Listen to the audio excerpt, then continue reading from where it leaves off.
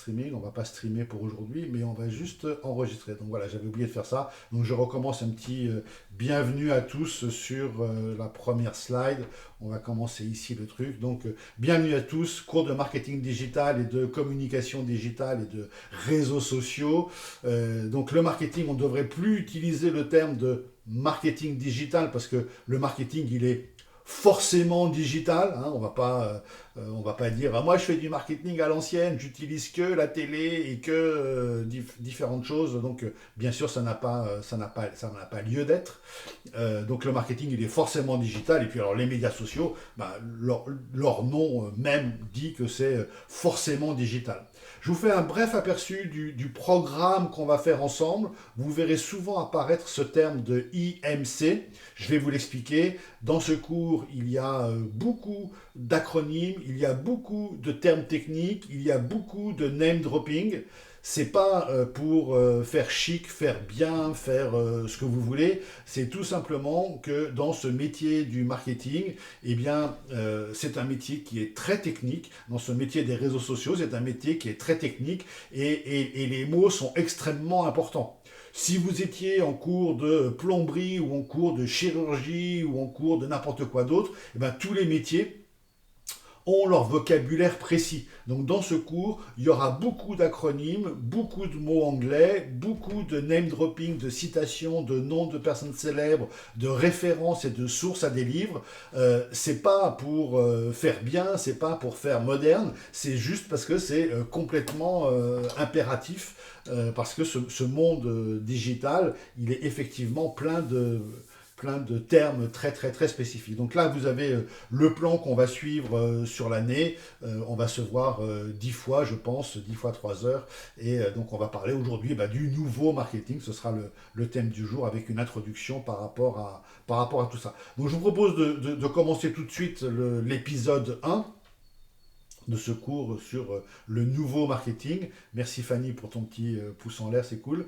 Ça veut dire qu'il y a quelqu'un qui écoute. Je me présente rapidement, mais je vais vous donner toutes mes coordonnées dans le chat et puis le lien vers le site que vous allez pouvoir poncer à mort parce qu'il y a toutes les informations dans ce site. Donc mon nom est Hubert Kratirov, ça vous avez dû l'avoir quelque part. Mon email, je vous l'envoie dans le chat, c'est hubert@kratirov.com. Je vous passe mon téléphone, donc pas pour que vous me laissiez des messages, mais pour du WhatsApp ou pour du message, mais pas pour du message vocal, enfin vous voyez ce que je veux dire, ça n'existe plus aujourd'hui.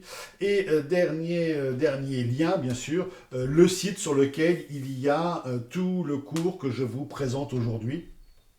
Donc moi, je suis un technologie évangéliste. Vous voyez bien que je ne suis pas un digital native. Ça fait pas de doute.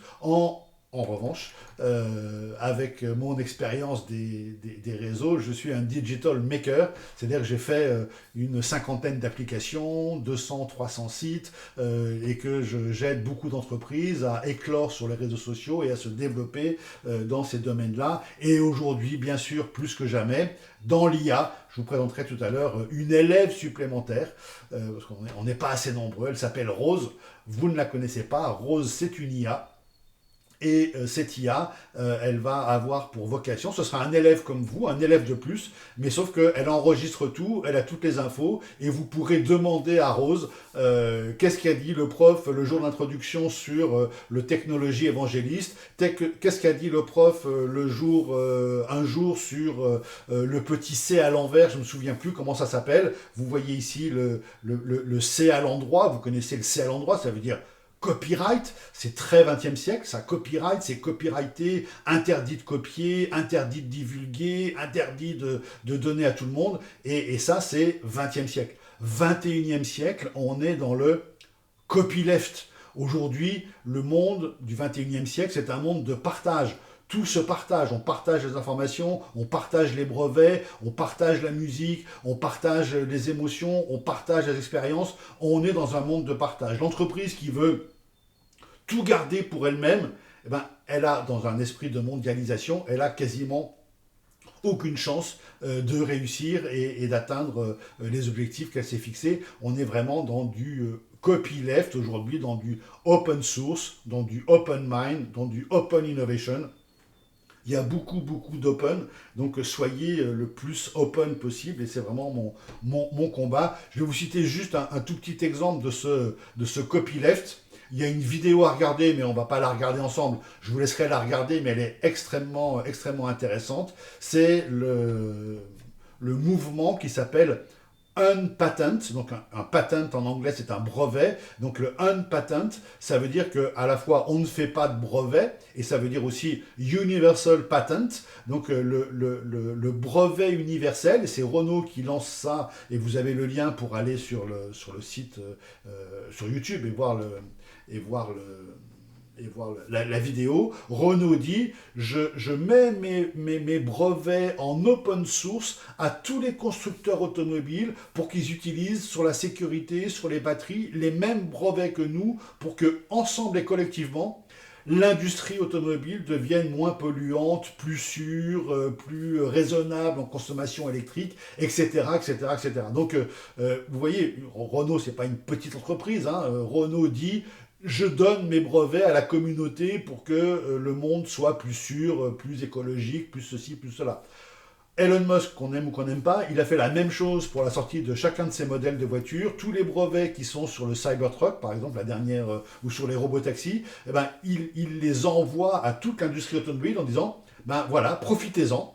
Utilisez ces brevets parce que ça va améliorer la conduite automobile mondiale pour tout le monde et donc c'est extrêmement, extrêmement intéressant. Retenez de cette slide-là, ça fera partie des quiz, j'en parlais tout à l'heure, que vraiment on est dans un monde de copyleft.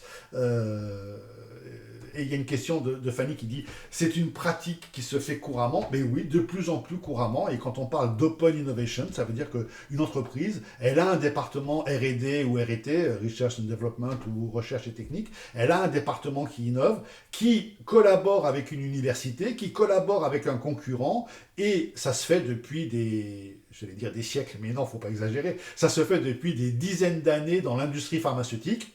Et c'est pour ça que sur certaines molécules pharmaceutiques, vous avez en Amérique du Sud, la molécule, elle est exploitée par tel laboratoire, et en Europe, la même molécule, le même médicament, il est exploité par un autre laboratoire. Pourquoi ? Parce qu'ils ont fait un joint venture, un JV, ça se dit comme ça, un JV, je vous le mets dans le chat, un joint venture, pour regrouper des chercheurs du labo A et du labo B en disant mes chercheurs tout seuls ils trouvent rien.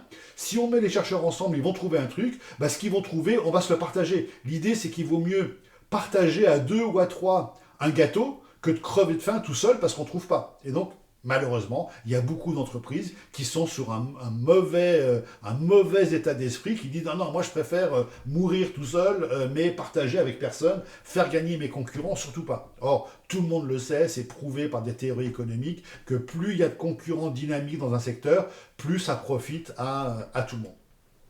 Donc je continue ma petite présentation sur un autre terme qui est le full stack marketer.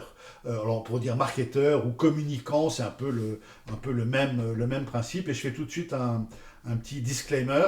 Je suis quelqu'un d'optimiste, d'enthousiaste, et qui est technologie évangéliste et qui a envie d'utiliser la technologie. Donc très souvent, je vais avoir ce défaut, mais je préfère vous le dire, comme ça vous savez de quel point de vue je parle, je vais avoir ce défaut qui est un défaut technosolutionniste. Je pense que la technologie, je pense que les innovations vont nous apporter plus de bien qu'elles ne font de mal.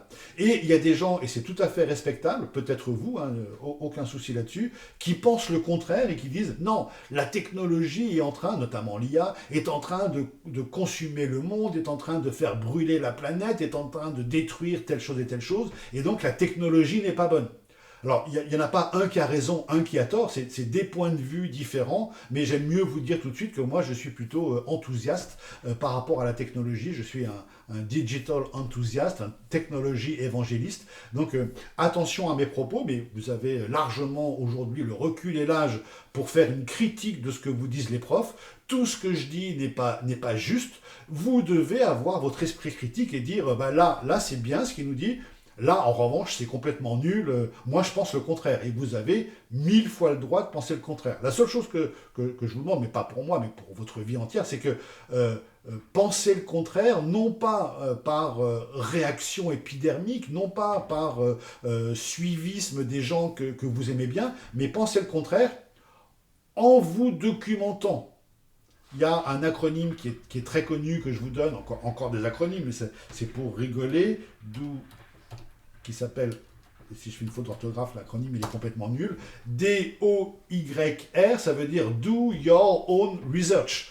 Et donc, quand on vous dit Dior ou Doir, Do Your Own Research, c'est Y, pardon, je l'ai mal écrit. Donc voilà, déjà, en Do Your Own Research. Do Your Own Research, ça veut dire, avant de critiquer, avant de te prononcer, fais une recherche, regarde qui dit quoi et fais-toi un avis. Donc faites-vous un avis, critiquez ce que je dis, il n'y a aucun problème, mais pas juste non c'est faux. Non, c'est faux, avec des arguments, donc trouvez des arguments, et la moitié des choses que je dis peuvent être discutées, sont discutables, donc je vous invite vraiment à le faire et à y réfléchir.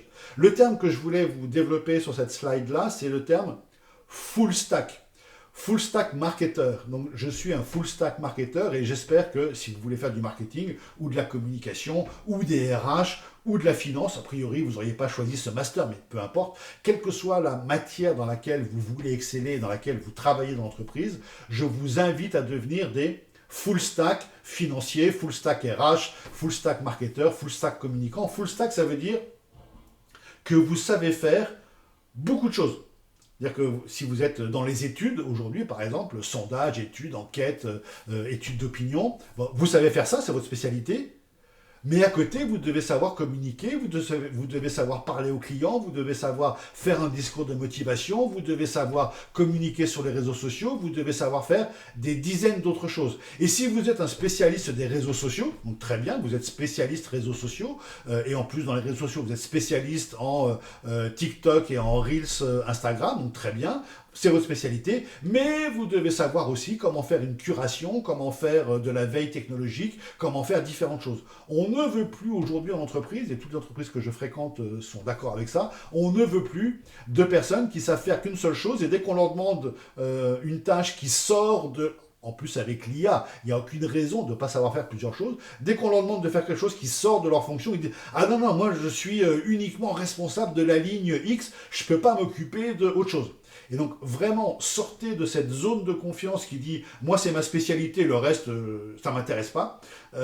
Vous aurez tous besoin de réseaux sociaux, un jour ou un autre. Que à titre personnel vous les aimiez pas, que à titre personnel vous ayez désinstallé telle application parce que vous trouviez que c'était nul, vous trouviez que c'était pas bien, que ça vous faisait perdre du temps. À titre perso, vous faites ce que vous voulez, mais à titre d'entreprise, à titre de professionnel, vous aurez de toute façon besoin à minima d'un LinkedIn. J'en profite pour vous passer le mien, linkedin.com/in/kratirov. Vous me trouverez facilement sur les réseaux sociaux, il n'y a pas de souci avec ça, et sur tous les autres, sur LinkedIn et sur tous les autres réseaux sociaux. X, par exemple, qui est un réseau social qui est extrêmement controversé, je peux vous dire que X, c'est un des meilleurs réseaux sociaux si on sait s'en servir. C'est-à-dire qu'il ne faut jamais aller dans la catégorie les for you, comme sur TikTok, il ne faut jamais aller dans les for you, il faut aller uniquement dans les gens que l'on suit. Et quand on suit les gens, mais je vais répondre à ta question, Émilie, quand on suit les gens, mais avant j'ai une grande nouvelle à vous donner, je pense qu'aujourd'hui c'est l'anniversaire de quelqu'un, et on va pas tous lui chanter Happy Birthday, mais on peut néanmoins penser à cette personne aujourd'hui, et je crois que c'est l'anniversaire aujourd'hui de Lou. Donc je vérifie une seconde sur mon dossier. Ah ben c'est pas le bon Bonjour dossier que monsieur, j'ai ici. oui c'est ça, Mais oui, voilà, c'est bien mon anniversaire de Lou. anniversaire. Je me suis pas trompé. Donc bon anniversaire Lou. Et la prochaine fois qu'on se Merci voit, beaucoup. je ne manquerai pas de te faire un petit cadeau. Et comme vous avez compris que j'ai suivi les vlogs d'août, eh bien j'ai des choupa choups pour toi. Encore une fois, ceux qui ont la ref ont la ref. Donc n'oublie pas la prochaine fois de récupérer tes choupa choups. Elles sont dans mon cartable qui est à Gemme, et elles sont pour toi. Donc après ce que je viens de Merci vous dire, beaucoup et merci pour vos messages dans le chat. ah, trop bien. Donc, vous payerez un coup à boire à Lou quand vous la verrez, peut-être dès demain, si vous retournez à Pantin demain. Donc, la question d'Émilie, c'est quand on est un full stack marketeur, est-ce qu'on fait que du marketing? Non.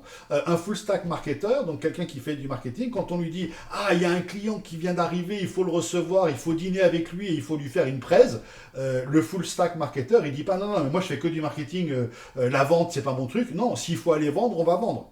Et le full stack marketeur à qui on dit ah, on a un problème sur le contrôle de gestion du produit, il faut aller voir avec les contrôleurs de gestion, avec la finance, il faut aller pointer des factures, il faut refaire le total de ce qu'on a dépensé pour... il dit pas non, non, mais moi je fais du marketing, je fais pas de la finance. Donc le full stack marketeur, il est capable de, avec une compétence moindre, bien sûr, parce que c'est pas sa formation initiale, de parler aux clients, d'organiser une foire exposition et pourquoi pas de tweeter si le besoin est sur le tweet. Donc je vous disais Twitter, nouvellement X, c'est un des meilleurs réseaux sociaux. Si on sait l'utiliser, il y a deux conditions pour l'utiliser correctement. C'est un, ne jamais aller sur la For You section, parce que là, vous allez avoir que des trucs qui sont poussés par la plateforme et ça n'a aucun intérêt. Donc, uniquement les gens que vous suivez. Et la deuxième règle, c'est de prendre uniquement les messages initiaux des gens que vous suivez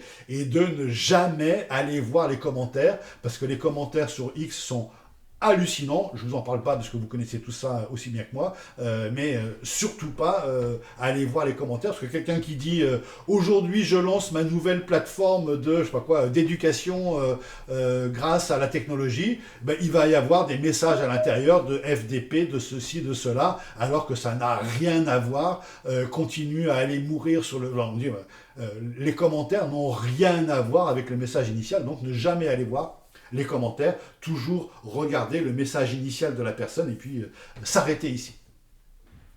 Donc, le full stack, c'est quelque chose d'extrêmement important pour que vous puissiez performer de manière totale. Donc moi, je fais à la fois du code, je code tous les jours, je vais vous montrer le site que j'ai fait pour vous. Vous l'avez déjà en lien, mais on va aller voir les petites modalités intéressantes là-dessus. Je fais pas que ça, je fais aussi des bouquins. Donc ceux qui sont en marketing, vous savez que la fonction chef de produit, c'est la base du marketing. Donc c'est un bouquin, le best-seller dans sa catégorie fonction chef de marketing. Les consultants, les 4 stratégies marketing, et puis le dernier, marketing digital de arrobase à Z. Arrobase, c'est l'arrivée de l'email en 90, et puis Z, c'est la Gen Z, c'est vous. Donc de 90 à 2025, c'est tout le marketing digital de ces années-là, N'achetez pas ces bouquins, je vous les donne en libre service dans le site. On va aller faire un petit tour pour faire une petite pause du côté du site. Donc là, vous allez le voir dans une seconde. J'en profite pour regarder SoWeSign. Je pense que SoWeSign, ah non, ça y est, SoWeSign refonctionne. Voilà, donc je vous ai mis tous présents sur SoWeSign. Je vous l'agrandis ici. Je vous ai mis tous présents sur SoWeSign. Et donc, il faut que vous vous connectiez dessus. Alors, si vous voulez, je vous montre un petit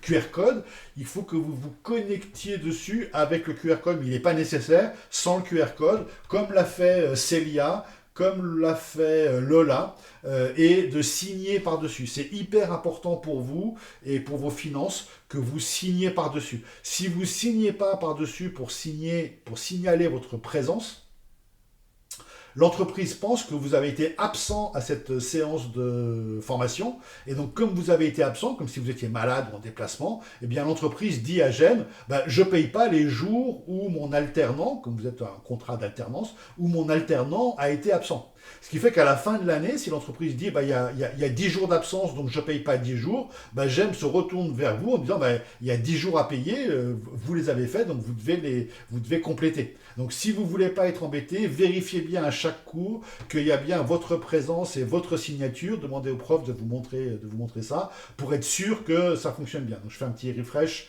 pour voir qui a signé. C'est bon, vous avez signé. Et profitez-en tout de suite pour signer la deuxième heure, puisque j'ai mis tout le monde présent sur la deuxième heure. Donc moi, comme je mets tout le monde présent de base, vous n'avez pas besoin de code pour signer. Vous rentrez, vous signez sur votre nom. Si vous avez besoin d'un code pour la deuxième heure, je vous le mets ici. Comme ça, vous pouvez flasher le QR code et peut-être signer. Mais normalement, vous n'avez pas besoin du QR code. Ça signe tout seul dans la mesure où j'ai mis tout le monde présent.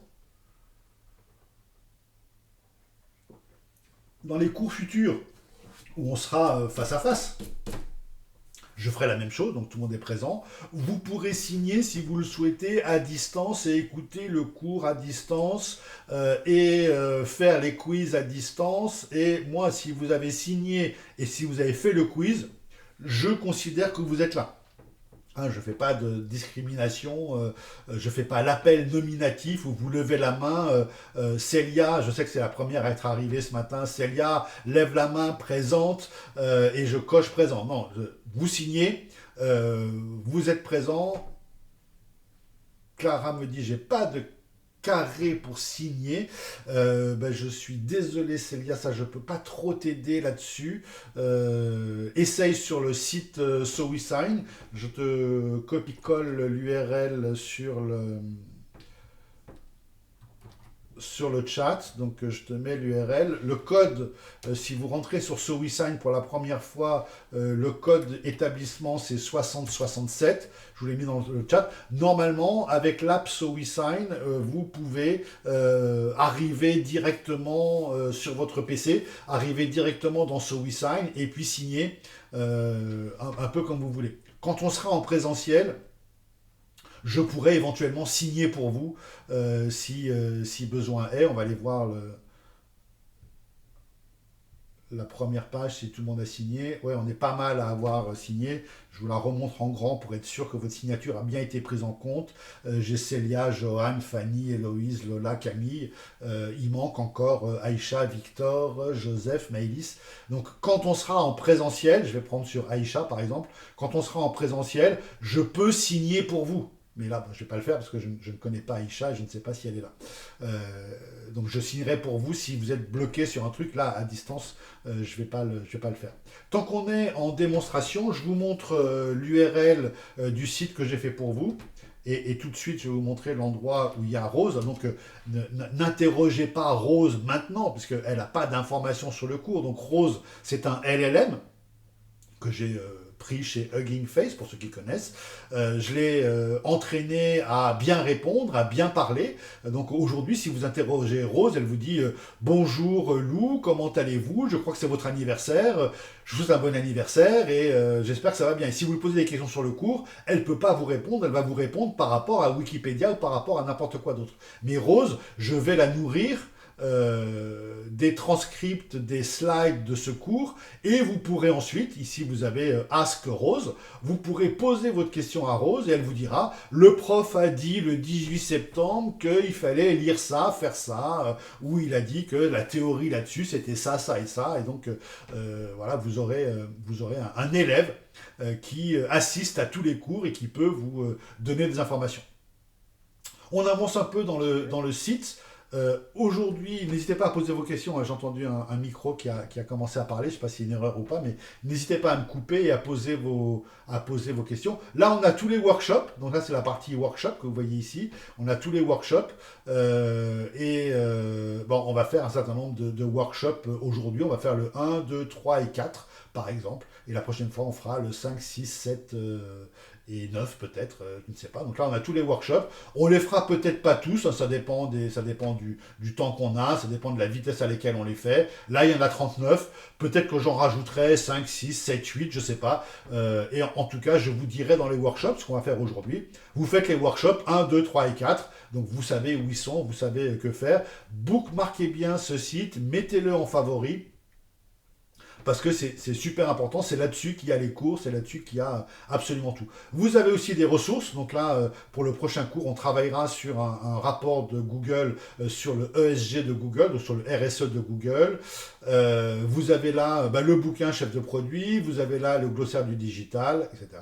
Donc on passe un petit peu. Là, vous avez des petites cartes de révision, je ne sais pas si vous connaissez les flipping cards, les flip cards, ça vous permet de réviser un petit peu, et donc voilà, si vous savez plus ce que c'est, pourquoi on fait des expériences, ben, la finalité c'est engager les clients et les utilisateurs, les transformer en promoteurs, les fidéliser et vendre. Vendre en majuscule. Donc voilà à quoi servent ce qu'on va parler, ce qu'on va évoquer dans quelques minutes, les expériences. Pourquoi est-ce qu'on fait une bonne UX, une bonne CX? Je parle en avance de ce qu'on va faire tout à l'heure. Eh bien, c'est pour ça. Engager les clients, utilisateurs, etc. Donc vous pourrez réviser vos cours ici avec ces cartes de révision. Et là, on tombe dans les épisodes que l'on va faire ensemble. Donc là, vous avez épisode 1, New Marketing. Donc le 18 septembre, c'est aujourd'hui, à distance, avec ACD, puisque le groupe B, je le verrai demain. Donc là, vous avez le lien Teams de la réunion que nous faisons aujourd'hui, le meeting ID, le passcode, etc., etc. Et là, vous avez les slides. Alors là, très facile. Slide en... Donc ça, c'est pour le groupe B. Groupe B, ils n'ont pas de chance. Je les vois demain de 16h45 à 20h. Donc vous avez de la chance d'être dans le groupe A, puisque vous êtes là tranquille, vous n'allez pas vous fader pantin à 20h vendredi soir. C'est pas toujours quelque chose de sympathique. Donc là, vous avez les slides de l'épisode 1. Vous avez une slide par page, tranquille. Là, vous avez les slides de l'épisode 1 toujours, mais 16 slides par page, ce qui vous donne un synoptique beaucoup plus dense, etc. Là, vous avez les slides sous forme de HTML. Donc, super important que vous compreniez la différence entre le HTML et le PowerPoint. Hein. HTML, c'est tout le monde peut les voir en même temps, vous pouvez les montrer à tout le monde, etc., sans rien télécharger. Donc, si vous cliquez là, vous voyez les slides que j'étais en train tout à l'heure de passer. Et là, encore mieux, vous avez les slides, je vais vous montrer, avec un champ pour prendre vos notes. Donc, je clique ici. Vous avez les slides, on en était où quand on est venu ici? Eh ben, sur les bouquins, par exemple. Alors, on va pas mettre une note sur les bouquins, c'est pas intéressant, mais en revanche, sur le copyleft, ce que vous pouvez dire, c'est que c'est pas expliqué, donc copyleft, 21e siècle.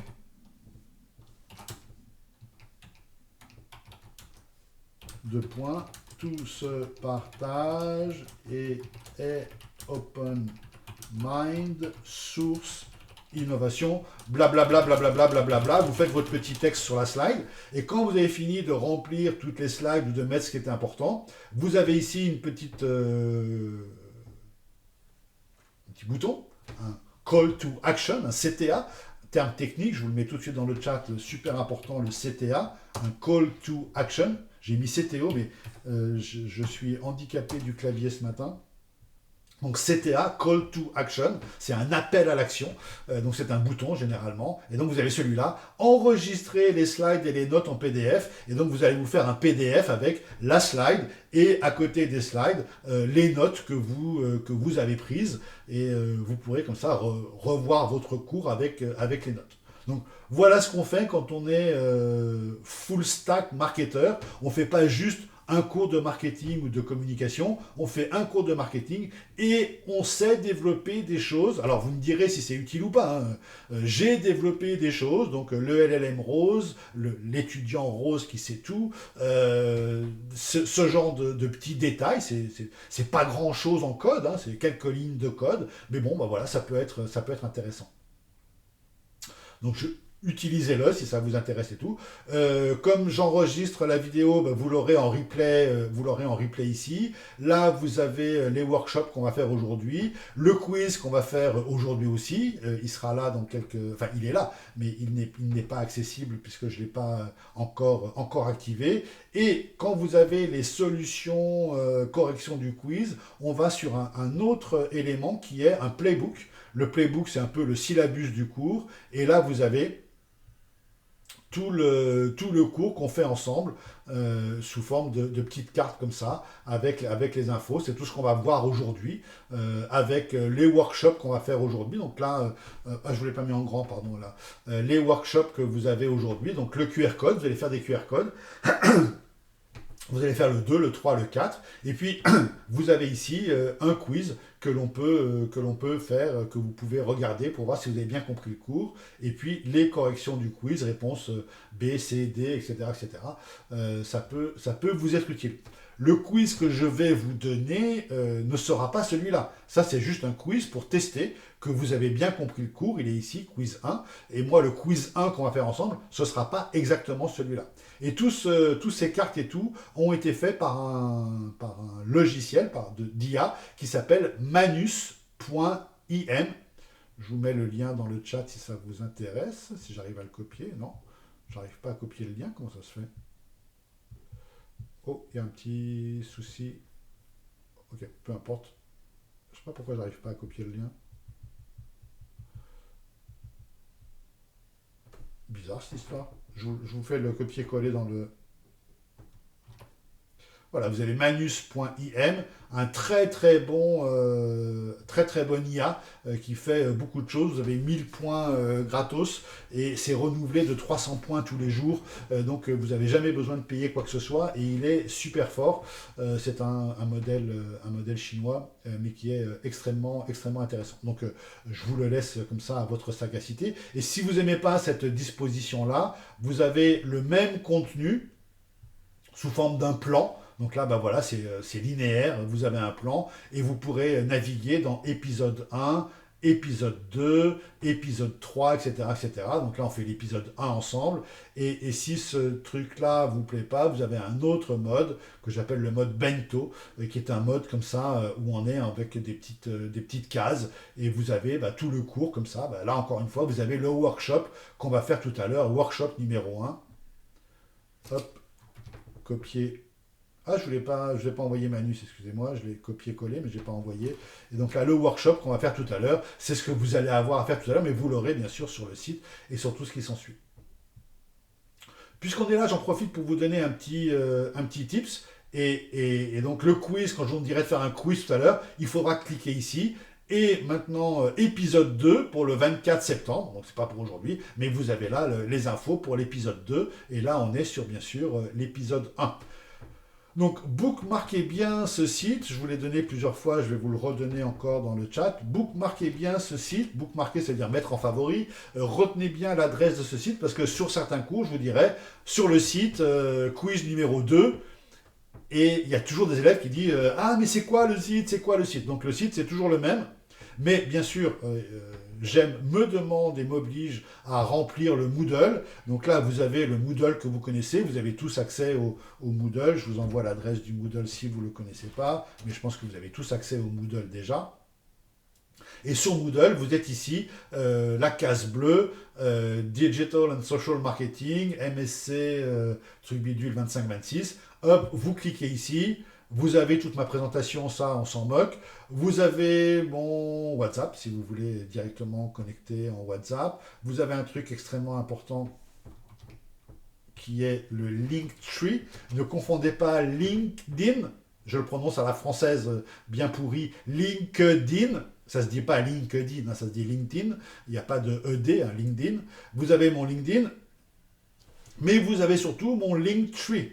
Et le Linktree, complètement différent, le Linktree, c'est un arbre à liens qui vous donne tous les liens, un peu comme je l'ai fait ici dans cette slide, qui vous donne tous les liens liés à la personne, très utilisés dans les réseaux sociaux pour dire en bio, mes liens, et comme on peut mettre que très peu de liens dans les bios de réseaux sociaux, eh bien le seul lien qu'il y a, c'est un lien Linktree, ou un autre système, il y a un bento, il y en a plein d'autres qui existent, mais vous allez pouvoir mettre vos 10 liens qui vous concernent à cet endroit-là, et les gens peuvent y arriver, et vous pouvez, c'est gratuit bien sûr, hein, vous pouvez ouvrir vous-même votre propre Linktree. Et donc sur Moodle, vous avez ici épisode 1 en Teams, 18 septembre, patati patata, et là vous avez les slides 1. Alors les slides sont en meilleure définition sur Moodle que sur mon site, mais bon, c'est à peu près la même chose.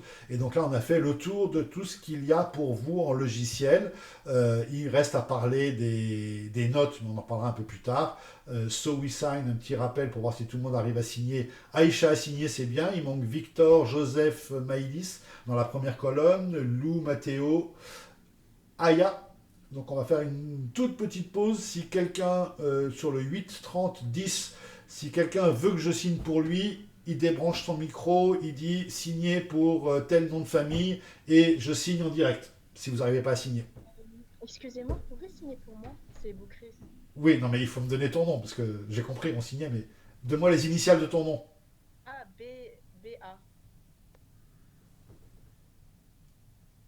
Mais pourtant, j'ai signé sur l'application, donc j'arrive pas à comprendre. Ouais. BA quoi, s'il te plaît? Boucris Aya, c'est deuxième colonne, deuxième ligne. Voilà, ok, bah, je signe pour toi. Merci. Quelqu'un d'autre? Oui, moi s'il vous Est-ce que plaît. Allez-y, allez-y. Non, non, vas-y, toi, Fixe Marie-Maëlys. Première colonne, sixième ligne.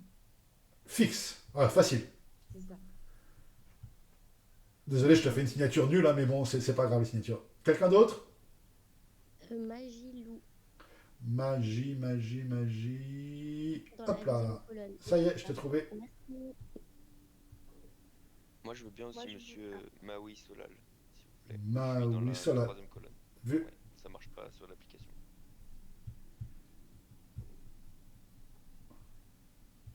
Moi aussi, je veux bien, monsieur Crameller-Marie, troisième colonne, quatrième ligne.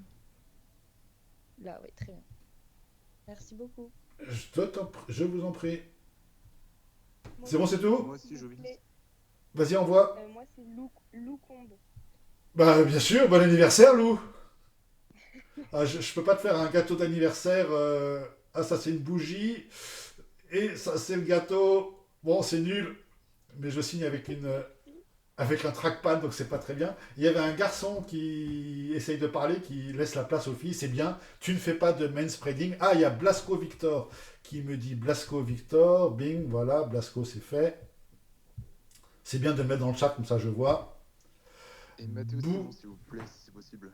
Attends, excuse-moi, je te prends tout de suite, mais j'ai vu Burillon Lila, voilà. Et tu me dis, toi, Simon, Simon, Mathéo, tout en bas, le dernier. on n'est jamais le dernier, Mathéo. Et j'ai du Breuil, voilà, tac, tac, tac. Breuil, Breuil, Breuil, c'est bon. Et donc, on n'a plus qu'un absent, c'est Hippie et Joseph. Pas de Hippie, de Joseph dans le cours, dans le chat et tout. Good. Voilà. Bon, c'était la petite pause. On va pouvoir réattaquer le cours. Ah, il faudrait le faire pour la deuxième heure aussi. Zut, alors je vais le faire. Je le ferai à la pause. Donc j'ai deux absents, Joseph et Hassan et Hippie, trois absents. Donc je signerai pour tout le monde sur la deuxième page quand vous ferez les workshops. Donc ça, c'est fait. On repasse à nos petits moutons, on repasse à nos petits bouquins. Et la pause est faite. Maintenant, on reprend. C'est une pause, vous avez compris, c'est pas une pause officielle, c'est une pause de l'esprit. On reprend quelque chose d'important maintenant. Notez bien, encore une fois, ça fera sûrement partie du quiz. Je vous ai dit que je vous ferai beaucoup de citations, beaucoup de name dropping. Encore une fois, hein, c'est pas pour faire bien, c'est juste parce que si vous voulez performer dans ce métier marketing, communication, vous êtes obligé de connaître le nom des apps, le nom des gens qui font les apps, les noms des penseurs importants, parce que vous allez devoir, ou les termes, parce que vous allez devoir sans arrêt, si vous ne savez pas ce que c'est qu'un CTA, dans le marketing digital et dans la communication digitale, le CTA, on en parle tous les jours 10 fois. Donc il faut l'apprendre. Peut-être vous le connaissez déjà, en quel cas le cours a servi à rien. Je suis désolé, mais si vous ne le savez pas, je dis pas CTA comme ça juste au hasard. Si je dis CTA, c'est que vraiment, c'est un terme important dont on va se servir très très très souvent. Donc retenez-le tout de suite, utilisez-le tout de suite, c'est comme ça qu'on parle. Certains disent au lieu de CTA, appel à l'action, puisque c'est call to action, donc la traduction française c'est appel à l'action, mais la majorité des gens utilisent le terme call to action ou CTA. Donc là, je continue l'information sur ce cours. Je suis principalement prof d'économie numérique. Donc l'économie numérique, bah, vous avez compris, c'est l'économie du partage, l'économie du 21e siècle, l'économie des applications, des logiciels. Et je vous fais cette citation hyper importante, je vais vous donner le nom de la personne qui fait cette citation, vous l'avez en bas. La citation c'est « Software is eating the world ». Les logiciels mangent le monde économique, autrement dit, tout est logiciel. Ben, avec ce qu'on fait aujourd'hui, c'est sûr qu'on utilise 5-6 logiciels. Enfin, moi, j'utilise 5-6 logiciels pour vous faire ce cours, avec Teams au milieu, mais j'utilise aussi OBS pour faire la transcription vidéo. J'utilise aussi Notion pour faire la transcription que je vais envoyer à Rose. J'utilise plein d'autres logiciels pour faire de l'amélioration, Keynote pour faire la présentation, du HTML pour faire le site. Donc là, ce matin, on utilise déjà 10 logiciels. Enfin, j'utilise pour vous 10 logiciels. Prenez les voitures électriques. Prenez une super belle voiture électrique avec une super batterie, avec un super volant, une super direction, une super accélération. Elle marche hyper bien. Mais elle n'a pas de logiciel pour vous dire où il faut charger la voiture, elle n'a pas de logiciel pour vous dire comment voir si on vous a volé la voiture ou pas, ouvrir la voiture à distance, mettre la clim à distance, gérer la recharge que vous êtes en train de faire sur une borne. Elle est incapable de vous dire si votre voiture elle est à 80%, 20%, et quand vous programmez « je veux aller à Pantin », elle est incapable de vous dire si vous avez assez de... pas d'essence, mais d'électricité pour aller à Pantin. Ben, la voiture, elle a beau être une super bonne voiture électrique, si elle n'a pas le logiciel qui va avec, c'est comme si on n'avait rien. Pareil sur un bâtiment, un super beau bâtiment, fantastique et tout, si le logiciel qui gère le bâtiment, il ferme toutes les portes, il met l'alarme toutes les 10 minutes, il met le chauffage au lieu de la clim, ou il met pas de soufflerie et on étouffe, bah, le bâtiment, il a beau être génial, si le logiciel qui gère le bâtiment n'ouvre pas les portes, ne met pas la ventilation, ne fait pas ce qu'il faut pour baisser, monter les stores, etc., bah, le bâtiment, il devient nul. Donc, c'est ce que veut dire ce slogan, cette citation. Software is eating the world. Celui qui a lancé cette citation s'appelle Marc Andreessen. Je vous demanderai de faire une bio de Marc Andreessen dans les workshops tout à l'heure. Marc Andreessen, qui a inventé Firefox, Mozilla, qui bosse aujourd'hui chez A16Z, qui est un cabinet d'investissement, nous a dit il y a déjà quelques années, tout va devenir logiciel. Alors encore une fois, que vous n'aimiez pas la technologie ou que vous aimiez la technologie, il faut bien admettre aujourd'hui que tout est logiciel. Tu vas acheter un billet de RER pour rentrer de Maison-Alfort, ou de Pantin, bah, il n'y a plus de guichet où tu peux payer avec des pièces de monnaie, il n'y a plus que des applications, tu télécharges, tu valides, tu mets, c'est devenu un logiciel pour prendre le métro. Idem pour des dizaines de choses, tu prends l'avion, bah, le QR code de ta réservation, il est sur ton téléphone, et pour enregistrer un bagage, eh ben, il faut lire le QR code, il n'y a plus une agence de voyage qui te donne un bout de papier qui te permet de prendre l'avion.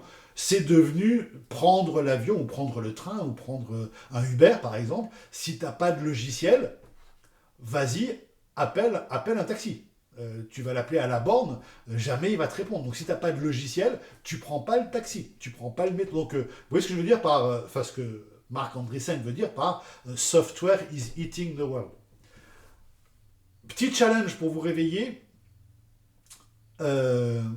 Quelqu'un a dit derrière Marc Andreessen, Software is eating the world. Quelqu'un a dit, je vais vous donner son nom, et le premier qui me dit dans le chat qui est cette personne, il y a juste un mot à mettre pour dire qui est cette personne, c'est un point de plus sur le quiz de tout à l'heure. Alors, quelqu'un a dit à Marc Andreessen qui disait Software is eating the world, il a dit la chose suivante. AI, je vous le fais en anglais, AI is eating software. Donc l'IA mange le logiciel. Donc c'est des espèces de Pac-Man. Le Pac-Man software, il eat the world, et le Pac-Man IA, il eat the software. Et celui qui a dit ça, attention à vos claviers, celui qui a dit ça, il s'appelle Jensen Huang. Wow, bravo Charles. Charles, un point de plus. Et Jensen Huang, qu'est-ce qu'il fait le Jensen Huang ? Un mot à me donner, il faut que ce soit Charles qui me donne le mot. Il fait quoi, Jensen Huang? Il gère l'entreprise la plus riche du monde. Devant Apple, devant Amazon. Nvidia, bien joué. Donc 1 point de plus pour Charles et Romain a été premier. Désolé Émilie, désolé Johan. Romain a été premier, donc 1 point de plus pour Charles et 1 point de plus pour Romain. Je le note tout de suite. Plus 1 et Dubois plus 1. Bon, c'est bien, ça veut dire que vous êtes réveillés, je suis très content. Donc voilà la slide que je vous présente à l'écran donc, et que je vous présenterai en classe. Et dans le slide deck, dans la presse, dans les slides, vous aurez, je vous la montre juste une fois, mais je ne les montre jamais normalement, vous aurez la slide qui explique ce que je viens de dire. Donc là, vous avez la slide, blablabla, blablabla. Je ne vais pas la commenter maintenant parce que ça n'a strictement aucun intérêt, c'est tout ce que je dis. Mais si vous avez oublié ce que j'ai dit sur cette slide, ben, vous avez la slide d'après qui l'explique. Donc là, je vous la montre pour dire que vous l'avez vue, mais généralement, je ne les montre pas, ces slides. Hein. On passe très rapidement. Alors, derrière l'économie numérique et le software is eating the world et AI is eating the world, vous vous doutez bien que ça génère pour l'entreprise, et c'est là que ça devient intéressant, si je puis dire, ça génère pour l'entreprise des transformations digitales. Parce que tout ça, il va falloir maintenant le transformer digitalement pour que Alors, est-ce que quelqu'un a admis la personne qui était en attente ou est-ce que ça s'est fait automatiquement? Vous me direz dans le chat si quelqu'un a admis la personne ou si ça se fait automatiquement, parce que j'ai mis un bypass pour le lobby, que personne ne soit arrêté. Ah, merci Solal, c'est toi qui l'as admis, donc mon système ne marche pas. Donc, toute cette économie numérique induit des transformations digitales pour l'entreprise, donc bien sûr l'IA, mais le digital tel qu'on le connaissait il y a 10 ans, 20 ans, ça faisait déjà des transformations digitales. L'email a fait la première transformation digitale. C'est cool, Eba, de remercier Solal. C'est comme ça qu'il faut gérer le chat. Faut que ça parle dans tous les sens. Donc les NBIC et les NAT, on en parlera une prochaine fois, mais donc toutes ces transformations digitales, ce que je veux vous dire par là sur les transformations digitales, donc ce sera dans le quiz, donc retenez bien ça. Les transformations digitales, vous voyez qu'il y a un S à transformation, il y a un S à digital, comme il y a aussi un S à intelligence artificielle, il n'y en a pas qu'une, il y en a plein. Les transformations digitales, retenez bien ça, retenez la slide qui arrive maintenant, je vous la mets en grand. Les transformations digitales interviennent à 2 niveaux, interviennent au niveau des produits, de l'offre de l'entreprise, les propositions que l'entreprise fait, donc les produits, vous vendez de la plomberie, eh bien la transformation digitale, elle vient transformer les tuyaux, les robinets, les mitigeurs, les liaisons, les je sais pas quoi que vous vendez. Donc ça transforme votre produit, ce que vous vendez. Mais ça transforme aussi, deuxième point, ça transforme aussi le marketing et l'entreprise dans son fonctionnement. Ça transforme les RH, ça transforme la finance, ça transforme la com, bien sûr. On ne fait pas de la communication digitale comme on faisait de la communication à l'ancienne. Donc ça transforme à 2 niveaux. Vous comprenez? Un, ça transforme ce qu'on vend, le produit, ce qu'on propose aux clients. C'est transformé par le digital. Et 2, ça transforme aussi l'organisation de l'entreprise. Comment l'entreprise travaille, comment l'entreprise recrute. Maintenant qu'on a de l'IA et qu'on a des SIRH, système d'information des ressources humaines, maintenant qu'on a des SIRH, on ne recrute plus de la même manière qu'on recrutait il y a 5 ans ou 10 ans. Là, le recrutement, c'est aussi digitalisé grâce à l'IA, grâce à plein de phénomènes. Donc, à chaque fois qu'on vous parle de transformation digitale, pensez bien à ces 2 niveaux, et ce sera dans le quiz, ce sera aussi dans le workshop que vous ferez tout à l'heure. Je vous demanderai de récapituler ces 2 niveaux et de me donner un exemple d'entreprise qui réussit bien l'un des 2 niveaux, et un exemple d'entreprise, et pas l'autre, sous-entendu, et un exemple d'entreprise qui réussit bien les 2 niveaux. Là, vous avez le détail, mais je ne vais pas développer ce détail, on en reparlera une prochaine fois. Pour le produit, bien sûr, tous les produits doivent s'améliorer au niveau de la durabilité, de l'empreinte CO2, de la frugalité, du respect de l'écosystème. Donc le produit de 2026 sera moins consommateur que le produit de CO2 que le produit de 2025. Donc, et ça, c'est par la transformation digitale qu'on va arriver à optimiser le produit pour faire en sorte qu'il soit effectivement moins consommateur d'énergie, moins consommateur de tout ce qu'on peut imaginer et qui sont pas très bien pour la planète. Et donc là, c'est pour le produit. Et pour l'entreprise, voilà, vous avez tous les départements de l'entreprise, un marketing, le supply chain management, qu'on appelle très souvent le SCM, donc encore un acronyme que je vous donne. SCM, Supply Chain Management, c'est toute la logistique, parfois on dit juste supply, la supply, ou la SCM, Supply Chain Management, c'est toute la logistique de livraison de l'entreprise. Donc c'est bien sûr impacté par la transformation digitale des entreprises. Alors, il y a beaucoup d'entreprises avec qui je travaille qui me disent, bon, on va y aller doucement, on est les leaders dans, j'ai pris plomberie, continuons sur la plomberie, j'ai pas de client plombier, mais continuons sur la plomberie, je suis leader dans la région sur la plomberie, je fais 200 millions d'euros de chiffre d'affaires en plomberie, je suis le grand leader de la plomberie, donc on va y aller doucement, on va y aller tranquillement. L'autre citation, donc là ne retenez pas le nom de la personne, c'est trop niche, mais je vous le donne quand même pour info. Le gars s'appelle Palmer Luckey. Et Palmer Luckey, c'est quelqu'un qui a inventé, si vous savez ce que c'est, les Oculus Rift, les masques de réalité virtuelle qui a été racheté par Meta. Et maintenant, il travaille dans une autre boîte qui s'appelle Anduril. Je vous dis pas ce que c'est un peu spécial. Il n'y a pas besoin de le savoir spécialement. C'est une boîte militaire, mais oublions ça. Mais ce qu'il nous dit quand même qui est extrêmement important, c'est « We don't have time for business as usual ».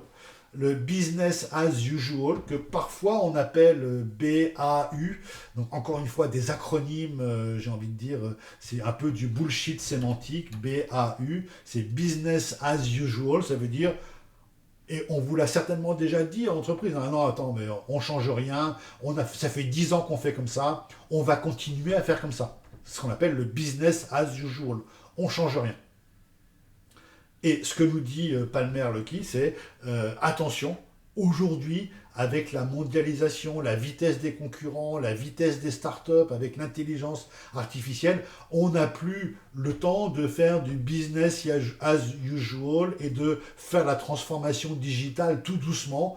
J'ai encore plein d'entreprises du CAC 40 qui interdisent l'utilisation de l'IA. Non, c'est dangereux, on risque trop et tout, interdit. Mais vous êtes les premiers à le faire. Que fait un salarié dans une entreprise qui interdit l'IA ? Il l'utilise sur son PC perso ou sur son téléphone perso et il remet les contenus dans l'IA, dans l'entreprise, parce qu'il fait un copier-coller de son téléphone perso. Vous l'avez tous fait, donc je ne vais pas vous l'expliquer. Vous savez mieux que moi de quoi je parle. Et donc, ces entreprises-là, elles n'ont pas pris la transformation digitale à la bonne vitesse, et donc elles sont, à mon sens, elles vont être en difficulté. Donc retenez la citation, on n'a pas le temps de faire du comme d'habitude. Aujourd'hui, il faut aller un peu plus vite que ça, parce qu'on est poussé par tout le monde, la personne, il a un physique un peu spécial, le Palmer Luckey, si vous le cherchez sur les réseaux, il a un physique un peu spécial, mais il est très visionnaire, très brillant. Il a inventé les casques de réalité virtuelle, il y a déjà... je n'ai pas en tête, si vous l'avez dans le chat, vous me direz, mais je pense qu'il y a déjà 10 ans, il avait déjà son Oculus, et il a vendu Oculus il y a 5-6 ans à Microsoft. Alors, Fanny pose une question, si je travaille dans plusieurs secteurs, je travaille aussi bien pour l'aviation que la cosmétique, que le recrutement, que le service. Donc je travaille vraiment pour tous les secteurs d'activité, je n'ai pas un secteur d'activité en particulier. En revanche, tout ce que je fais pour tous ces secteurs d'activité, ça tourne toujours autour de la technologie, de l'IA, du marketing, de l'innovation, comment ingérer, infiltrer, insérer, infuser, pour ceux qui veulent le faire très très très soft, comment infuser les innovations dans l'entreprise. Ok, vous êtes prêts pour la suite? Vous êtes prêts pour les mots les plus importants de notre discussion du jour? Le mot le plus important, et vous allez reconnaître le logo qui est en dessous. Oui, j'enseigne. Quelqu'un pose la question si j'enseigne par plaisir. J'ai vu la question passer vite fait, mais oui, j'enseigne par plaisir parce que c'est trop sympa de partager avec les étudiants, avec les jeunes, avec la Gen Z. Vive la Gen Z! Donc la question de Louis, voilà, oui, effectivement, j'enseigne par plaisir uniquement. Donc UX, le mot le plus important, vous reconnaissez le logo qui est en dessous de UX, je vous le mets en grand pour ceux qui n'auraient pas bien capté que c'était du Amazon. Attention, Amazon, disclaimer, vous pouvez aimer Amazon ou vous pouvez détester Amazon. Aucun souci là-dessus. Simplement, qu'on aime ou qu'on déteste, c'est le leader mondial du e-commerce, donc il faut s'intéresser à ce qu'il fait, même si on le déteste et même si on veut tuer Amazon et qu'on dit qu'Amazon est néfaste et qu'il faut l'éradiquer, eh bien, il faut savoir comment il en est arrivé là, quelles sont ses stratégies, qu'est-ce qu'il fait, quels sont les bons éléments, les mauvais éléments d'Amazon. Il y a plein de mauvais côtés sur Amazon, il y a pas mal de bons éléments sur Amazon. Moi, je ne vous donne pas mon avis n'a strictement aucune importance ici.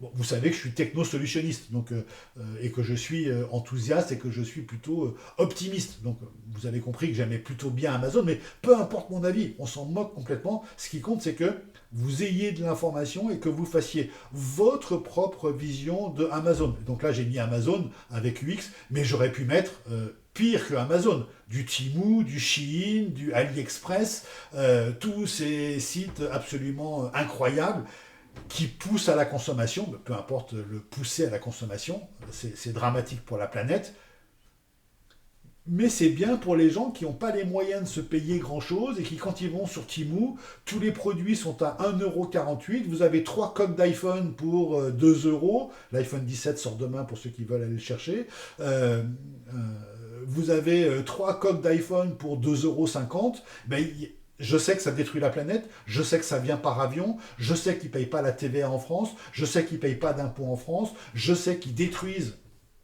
les magasins qui vendent des coques d'iPhone à 10, 15, 20, 30 €. Je sais tout ça, mais pour celui qui n'a pas les moyens de se payer une coque d'iPhone, bah c'est cool d'aller chez Temu et de se payer une coque d'iPhone, 3 coques d'iPhone à 2,50 €. Et le slogan on dit plus slogan, hein, on dit signature. La signature de Temu, je la trouve excellente. Encore une fois, hein, il y a beaucoup à critiquer chez Temu, chez AliExpress et chez tout le monde. Mais le slogan, la signature de Temu, elle est excellente. Shop like a billionaire. Achetez comme si vous étiez milliardaire. C'est-à-dire que sur Temu, bah, tu mets 10 produits dans ton panier, t'en es même pas à 15 €. Donc, je sais que ça détruit la planète, je sais que ça vient par avion, je sais que c'est nul.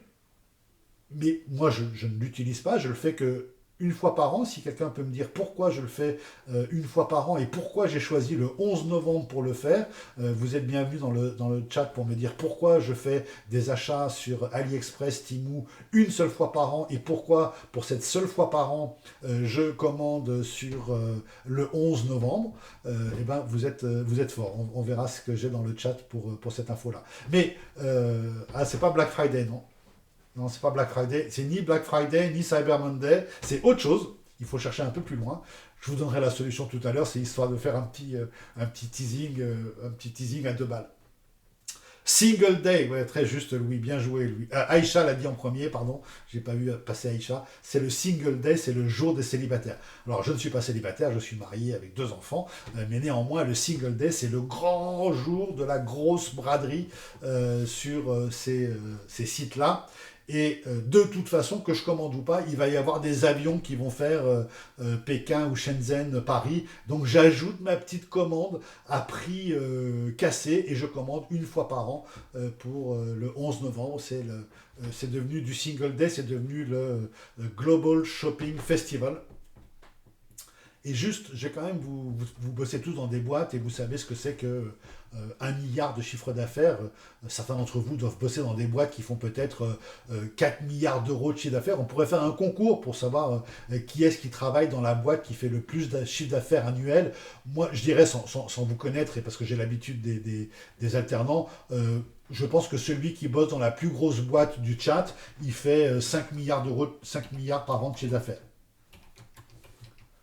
5 milliards de CA annuel. On verra si je me trompe ou pas, vous mettrez vos commentaires là-dessus. Est-ce que vous savez quel est le chiffre d'affaires de Alibaba en, non pas un an, hein, mais en un jour, le 11 novembre? Donc on prend le 11 novembre, je vais prendre 2022, pas au hasard, mais parce que c'était le summum. Le 11 novembre 2022, à votre avis, quel a été le chiffre d'affaires de Alibaba en un jour? Donc juste le 11 novembre, hein. On ne compte pas le 10, le 9, on ne compte pas le 12. 85 milliards. Lola a juste 85 milliards en un jour. Un jour. Vous vous rendez compte de la puissance du digital? Et encore une fois, on peut se poser la question maintenant, est-ce que cette puissance du digital qui permet à AliExpress et Alibaba de faire 85 milliards en un jour, hein, est-ce que c'est bien ou pas pour la planète? On va pas se mentir, hein, sûrement c'est nul, sûrement ça détruit la planète, mais le digital le permet. Ce serait impossible en magasin physique, hein, bien sûr, un magasin qui ferait 85 milliards en un jour, ça n'existe pas, ça ne pourra jamais exister. Mais en digital, ça peut exister. Et c'est là qu'on arrive à une réflexion extrêmement intéressante. Ça peut exister, mais est-ce que le fait que ça puisse exister, est-ce que ça doit continuer à exister? C'est pas parce que c'est possible qu'il faut le faire. Et c'est tout là le grand débat sur l'éthique de l'IA. Est-ce qu'il faut faire tout ce qui est possible ou est-ce qu'il faut se restreindre par rapport à ce qui est possible à ce qui est possible et qui est en même temps bien pour la planète? Donc c'est une grande discussion. Encore une fois, il n'y a pas le camp qui a raison et moi je fais partie du camp qui a raison et vous avez tort. Il y a des arguments des deux côtés.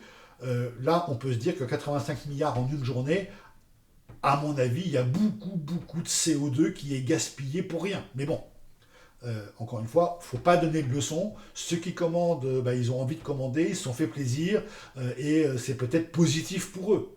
C'est négatif pour la planète, mais c'est peut-être positif pour eux. Est-ce qu'on peut admettre que certaines personnes fassent des choses positives pour elles, même s'ils détruisent à petites gouttes d'eau, à petites, comme dirait le colibri, hein, à petits coups, ils détruisent un peu la planète. C'est un grand débat. Je n'ai pas la solution à ce débat, je n'ai pas de réponse à ce débat, hein, c'est très compliqué. Je vois que Héloïse est chez Bayersdorf. Bayersdorf, je pense, ça fait plus de 5 milliards d'euros de chiffre d'affaires annuel. Donc j'ai perdu mon pari en un clic. Je pense que Bayersdorf est plus près des 20 milliards de chiffre d'affaires annuel. Héloïse, corrige-moi si je me trompe. Je ne connais pas le chiffre d'affaires annuel de Bayersdorf, mais je pense qu'on est plutôt proche des 20 milliards de chiffre d'affaires que des 5 milliards que j'avais prévus au total. En tout cas, Bayersdorf, c'est une très grosse boîte.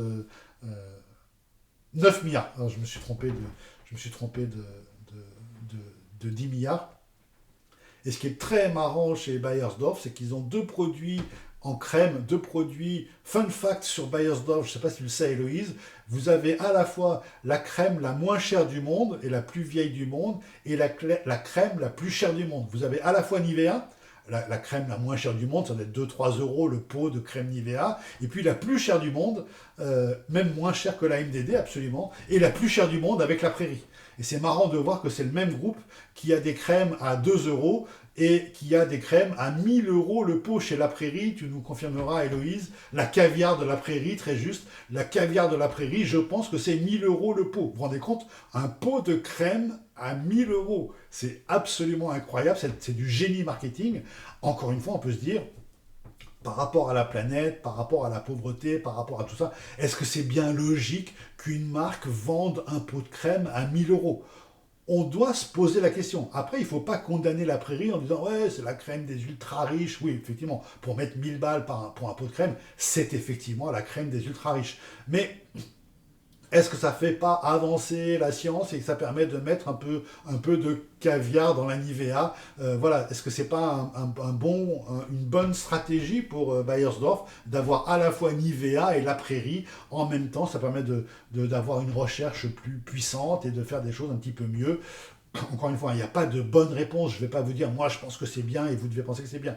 Chacun pense ce qu'il veut. Mais toujours, il faut se poser la question, est-ce que c'est bien? Est-ce que c'est pas bien? Est-ce que c'est un progrès? Ou est-ce que c'est juste de la technologie pour de la technologie? Ou du fric pour du fric? Ou de la consommation pour la consommation? Et que cette ultra fast fashion, genre Shein, Primark et tout, est-ce que c'est plutôt positif ou plutôt négatif? Encore une fois, je vous laisse réfléchir à ça. C'est vous qui avez la bonne réponse. En tout cas, c'est vous qui aurez votre mot à dire dans le futur par rapport à tout ça. Je reviens à mon UX.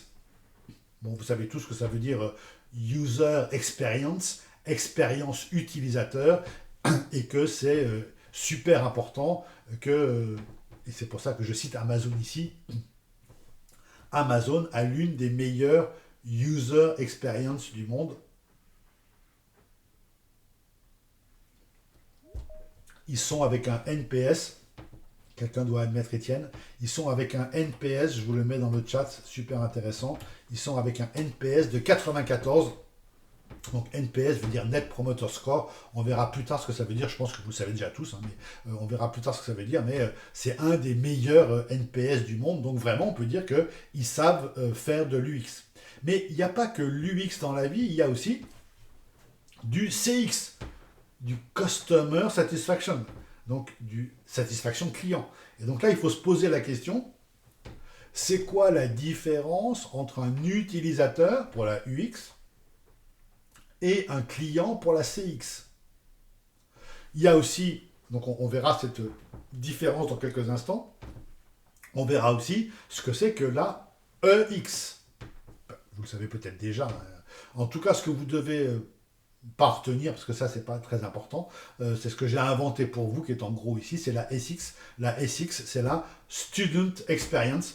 J'essaye, alors là, à distance, c'est moins marrant de faire des expériences à distance, mais l'un est visiteur, l'autre est acheteur. Oui, c'est à peu près ça, Célia. C'est pour un site, le visiteur, c'est l'utilisateur, et celui qui achète, il devient client. Et la SX, donc j'essaye de vous faire vivre, même dans un cours à distance qui n'est pas forcément évident, hein, j'essaie de vous faire vivre une bonne expérience utilisateur en tant qu'étudiant. C'est ce que j'appelle, moi, la CX. Moi, j'essaie de maximiser la SX, pardon, la Student Experience. Maintenant, revenons sur la EX. Pour ceux qui ne savent pas ce que c'est, la EX, c'est la Employee Experience. C'est le fait de savoir que vos employés, vos salariés sont heureux, le fait de faire vivre pour l'entreprise une bonne expérience aux salariés. Alors, autant on peut dire que nos amis de chez Amazon, ils font vivre aux clients une bonne expérience, autant c'est sûr qu'en EX, Employee Experience, Amazon, c'est le cauchemar, c'est le drame. Des livreurs qui sont payés à la livraison, qui n'ont pas de CDI, qui n'ont pas de CDD, des gens qui bossent dans les entrepôts et qui doivent faire 18 colis par heure minimum, sinon la cadence n'est pas là. Enfin bon, en employee experience, Amazon, c'est la cata. Mais bon, en UX, CX, ils sont très bons. Alors regardons un petit peu les différentes UX qu'on peut avoir.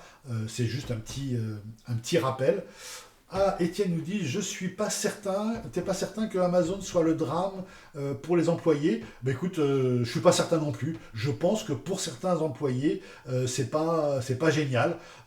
Bon, bien sûr pour les cadres et pour les gens qui font la stratégie et pour le fondateur d'Amazon, Jeff Bezos, un des hommes les plus riches du monde, pour le numéro 2, qui est aujourd'hui numéro 1 d'Amazon, qui s'appelle Andy Jassy, là, ça va très bien.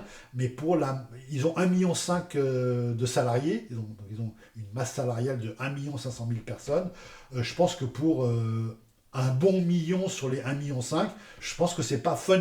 Mais, encore une fois,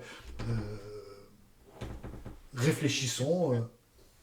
Quel serait l'intérêt pour Amazon de mettre ses salariés dans des mauvaises conditions alors que c'est une entreprise où on sait très bien que tout le monde les suit et que si jamais il se passe un truc de mauvais pour l'entreprise, ça fera forcément un bad buzz. Et, les grosses entreprises comme ça, elles sont connues quand même, les grosses entreprises américaines, pour bien traiter quand même leurs salariés en tout cas les salariés qui travaillent directement pour Amazon, qui sont salariés Amazon.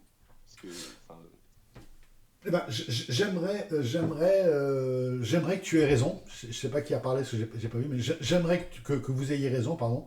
J'aimerais que vous ayez raison.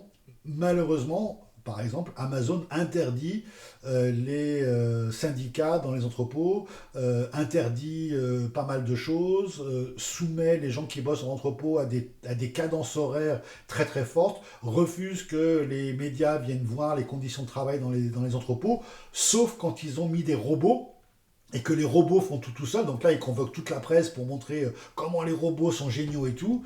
Mais tu vois pas les 10 personnes qui triment comme des malades pour décharger les camions, parce que le robot, il sait pas trop bien décharger le camion. Et donc là, on leur dit, les gars, faut décharger un camion à l'heure. Pourquoi ils font ça? C'est une maximisation, on verra ça dans la définition du marketing un peu plus tard, c'est une maximisation du profit. Donc je pense, je me trompe peut-être, hein, et de ce que je sais un petit peu, je pense qu'ils pressurisent les salariés pour avoir ceux qui sont en bas de l'échelle, hein.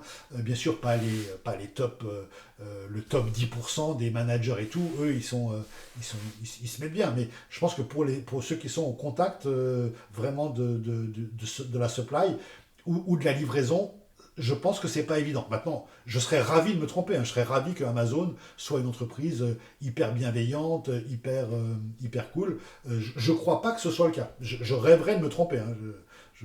L'expérience, juste pour rebondir, il y a quelques années, mon copain il a travaillé dans un entrepôt à côté de ses études et tout était très timé, ils n'avaient pas le droit de s'asseoir, c'était vraiment beaucoup de pression, c'était des horaires très précis, personne n'avait le droit de se parler.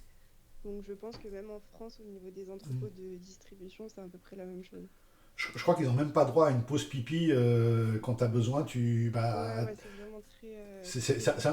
Je trouve ça un peu. Je trouve que l'EX, employé expérience, je pense que c'est pas génial. Maintenant, encore une fois, je serais ravi de me tromper, je serais ravi qu'il. effectivement, je pense qu'il faut dissocier les cadres, comme vous dites, et le reste. Ah bah 32 millions par la CNIL. Ah oui, en plus, un monitoring des employés. Oui, effectivement, bien joué, Louis. J'avais pas l'info. Et on verra ça dans la définition du marketing tout à l'heure, et vous verrez que ça rentre aussi en ligne de compte dans la définition du marketing. Et donc, on peut pas dire que Amazon, c'est un GOAT du marketing, parce qu'il manque cette composante-là. On se la met de côté pour tout à l'heure. Je reviens aux différentes UX possibles. Je vous agrandis la slide. UX, bien sûr, en physique. Hein. Tu vas dans un magasin, est-ce que le magasin est propre, accueillant, est-ce qu'il est ouvert déjà? Est-ce que tu as un bonjour? Est-ce que tu as un qu'est-ce que je peux faire pour vous? Patati patata. UX en web, il y a le téléphone au milieu, hein. UX en web, UX en mobile, UX en social, UX en métavers. Ne confondez pas, je sais que vous ne confondez pas, hein, mais je le dis pour les entreprises, c'est pas à vous que mon discours s'adresse, c'est à vous de dire ça aux entreprises. Ne confondez pas le web et le mobile. J'ai tellement de clients, tellement d'entreprises qui me disent c'est pas la peine de faire une app mobile, on a déjà un site web. Le site web, il est responsive design, donc ça veut dire qu'on peut le voir sur un mobile, donc c'est comme une app, allez zou, on fait pas d'app. Eh ben ça c'est nul, vous le savez bien que c'est nul, hein. Pour les entreprises, c'est nul. Toute entreprise, même un petit boulanger de quartier, il doit avoir 1 ou 2 ou 3 sites web. Alors peut-être pas le boulanger de quartier, pour le boulanger de quartier, un site web suffira, mais pour Paul, par exemple, ou pour rester dans la boulangerie, pâtisserie, pour le merveilleux, pour un glacier qui serait très grand, il doit avoir 2-3 sites web. Un pour les pros, un pour les particuliers, un pour les événements, et 2-3 applications, des vraies applications, parce qu'une vraie application, il y a des systèmes push, il y a des informations qui sont dessus, le client il l'a toujours sous les yeux sous forme d'icône, et en un clic sur un icône, bing, il arrive chez nous, il est déjà reconnu et il peut commander. Bien sûr, techniquement, on peut faire la même chose avec un mobile. On peut ouvrir un navigateur, un browser, on peut taper l'URL du site et on se retrouve un peu comme si on était dans une app. Mais vous savez bien, vous, que c'est pas du tout la même chose. Donc, les entreprises ont tendance à dire, bon, on est bon en web, c'est pas la peine de faire du mobile. Non, non, non, malheureux. T'es bon en web, il faut aussi avoir une application mobile.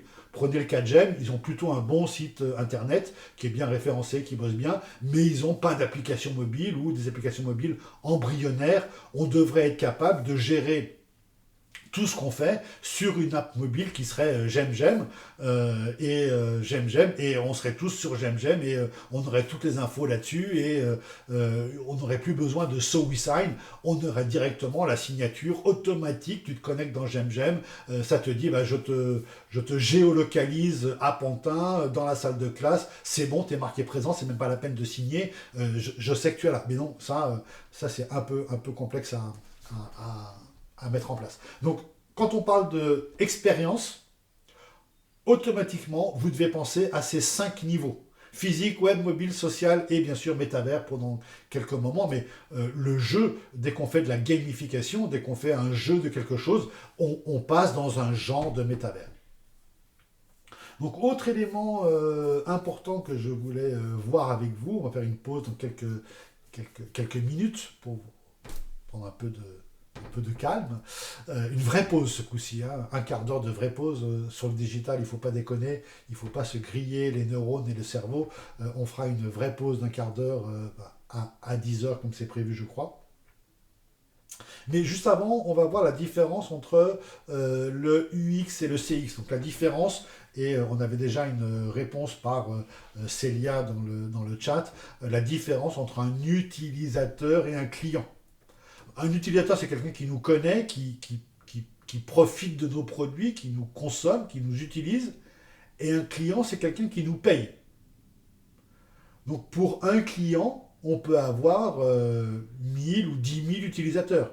Vous êtes chez Bayersdorf, Bayersdorf achète à Microsoft la licence Copilot. Donc pour Microsoft, il y a un client, c'est le directeur informatique de Bayersdorf.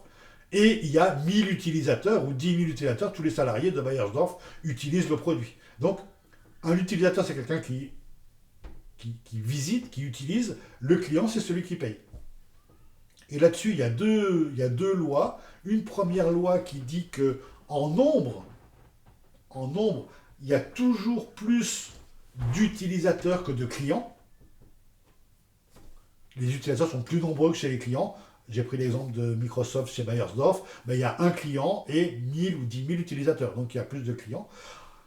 En revanche, donc en nombre, en quantité, UX est toujours supérieur à CX. En revanche, en qualité, en nombre de contacts, CX est supérieur à UX. C'est-à-dire que Microsoft va passer beaucoup de temps avec le DSI de Bayersdorf, avec les gens de l'informatique chez Bayersdorf, le CEO de Bayersdorf pour dire à quel point leurs produits merdiques sont géniaux, à quel point c'est fantastique, à quel point tout ça, Zoom est 1000 fois mieux que Teams, mais tout le monde utilise Teams parce que c'est Microsoft, donc voilà, le produit est mauvais, on sait qu'il est mauvais, mais on l'utilise quand même parce que c'est Microsoft. Donc c'est dramatique. Mais Microsoft fait un excellent travail, je les déteste, hein, mais ils font un excellent travail avec les clients, ils ont un super bon CX, mais alors l'UX, ils s'en moquent. Je cherchais un mot poli, ils s'en moquent. Parce qu'il dit, dans la mesure où Bayersdorf a signé pour tant de millions d'euros pour tout le monde, les utilisateurs, ils n'ont pas le choix, donc on s'en moque des utilisateurs. Mais en qualité, en nombre d'interactions, Microsoft, il a invité à déjeuner le DSI de l'entreprise, il l'invite à des salons, il l'invite à Seattle, à l'autre bout des États-Unis, pour voir les démos des derniers produits, il lui fait des licences gratuites, il lui fait une facture, ils se payent, ils se connaissent bien, etc. Alors que Microsoft ne connaît pas du tout les utilisateurs, juste le nom-prénom. Donc, en intensité, en qualité, en nombre de contacts, il y a beaucoup plus de CX que de UX. Donc, faites bien attention. En quantité, UX est supérieur. En qualité, si je puis dire, CX est supérieur. Et on va finir avant la pause avec ça et on va faire un petit test. On va faire un petit blind test pour voir si vous avez les bonnes refs. Mais juste avant, de faire le blind test. À quoi sert cet UX d'avoir une bonne expérience en physique, en web, en mobile, en social? À quoi ça sert de faire tout ça? À quoi ça sert d'enchanter le parcours client? Vous avez peut-être déjà entendu cette phrase, elle est fréquente. À quoi ça sert d'enchanter le parcours client?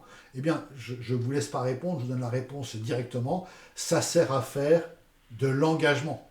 Ce qu'on veut, c'est que les gens nous suivent, nous follow, nous like, nous achètent, nous commentent, nous mettent une bonne review. On veut de l'engagement de la part de notre communauté. On veut de l'engagement. Et quand on fait une bonne UX, une bonne CX, un bon EX, eh ben, on a un bon engagement des salariés, un bon engagement des clients, un bon engagement des utilisateurs. Et donc, on va avoir des likes, des follow, des commentaires et des ventes. Parce que ne nous voilons pas la face. Au bout du compte, ce qu'on cherche principalement à faire, ce sont des ventes. Alors, tout petit changement de dispositif, parce que sinon, ça ne passera pas dans vos oreilles. Excusez-moi une toute petite seconde. Et nous voilà, c'est reparti, les amis. Vous êtes tous revenus. Vous avez tous fait une bonne pause. Pas d'email pendant la pause. Cool. Allez, il nous reste 2-3 petites choses à voir pour ce premier cours. Et ensuite, on passe au workshop. Je vous ai déjà donné les thèmes des workshops.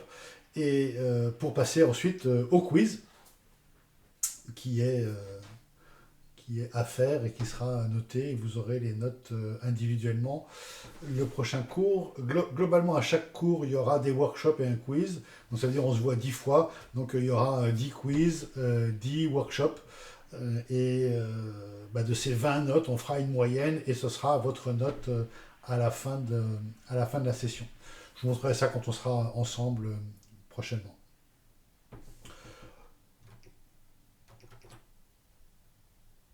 Donc on s'est quitté sur du avenir, c'était très bien. Maintenant on va passer à autre chose. Heureusement. Oui, je ne vais pas parler de Rideless, etc. Donc on a vu, je vous rappelle la chose super importante de ce cours, l'UX. UX, c'est vraiment super important. Attention sur UX, je vous invite vraiment à dire UX. Pas essayer de l'américaniser parce que tout le monde se plante. Si vous êtes dans un environnement anglophone, c'est UX. Mais il y a tellement de gens qui font un mélange du français et de l'anglais, c'est pitoyable. Donc, soit c'est UX, parce que X se dit X, c'est UX, soit c'est UX. Il y a tellement de gens qui veulent se la péter et qui font UX que c'est lamentable. Donc, restez sur simple, UX. Si vous êtes avec que des anglais tout le temps, des anglophones tout le temps, tentez le UX. Mais attention, ne vous trompez pas, faites pas un mauvais mix des deux. Donc ça, fondamental de tout ce cours, la fameuse UX, CX, EX, ça on a bien compris. Et deuxième élément fondamental de ce cours, et après ça on va pouvoir se lancer dans les exercices. Alors, je vous l'ai dit, il y aura beaucoup d'acronymes, beaucoup de termes anglais, beaucoup de termes complexes. Je vais vous donner les éléments pour apprendre tout ça. Je ne vais pas vous laisser en disant t'as qu'à trouver ce que c'est que LTV et CAC. Non, je vais vous le dire et je vais vous donner un document dans lequel il y a tous ces termes bien définis, bien expliqués. D'ailleurs, ce sera le sujet d'un des workshops qu'on va faire dans quelques minutes. Donc, LTV, retenez ça, hein, c'est un fondamental du marketing, un fondamental de ce cours. LTV est supérieur à CAC. LTV, c'est la lifetime value. La lifetime value, ça veut dire l'argent que va vous rapporter un client pendant toute sa durée de vie.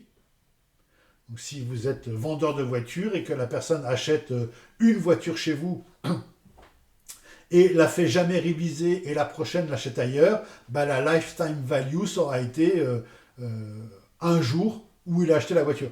Si vous êtes un bon garagiste et que sa voiture qu'il a achetée chez vous, il l'entretient chez vous et la prochaine qu'il l'achète, il l'achète chez vous, bah, la lifetime value, ce sera 3 ans, 4 ans, 5 ans, 6 ans, 7 ans. Et tout l'argent que vous allez gagner pendant ces 5 ans, eh ben, ce sera la fameuse valeur, le lifetime value et la valeur du cycle de vie du client. D'accord? Donc bien sûr, que cherchent à faire toutes les entreprises? Bah, à maximiser la lifetime value.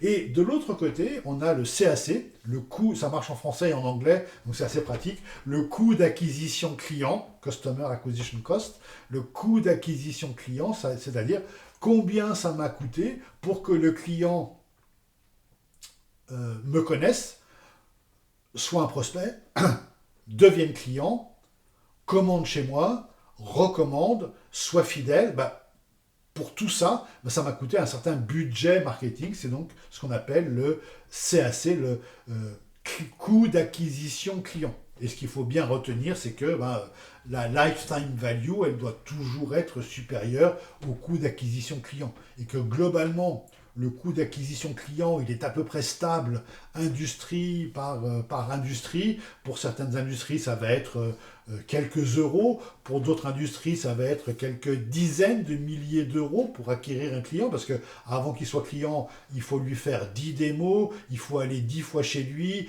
il faut lui faire des devis, il faut lui faire des réponses à appel d'offres, il faut lui faire 1000 choses. Donc bah, avoir un client dans ces cas-là, quand on est 10 à bosser pendant un mois, bah, ça fait très vite 10, 20, 30 000 euros.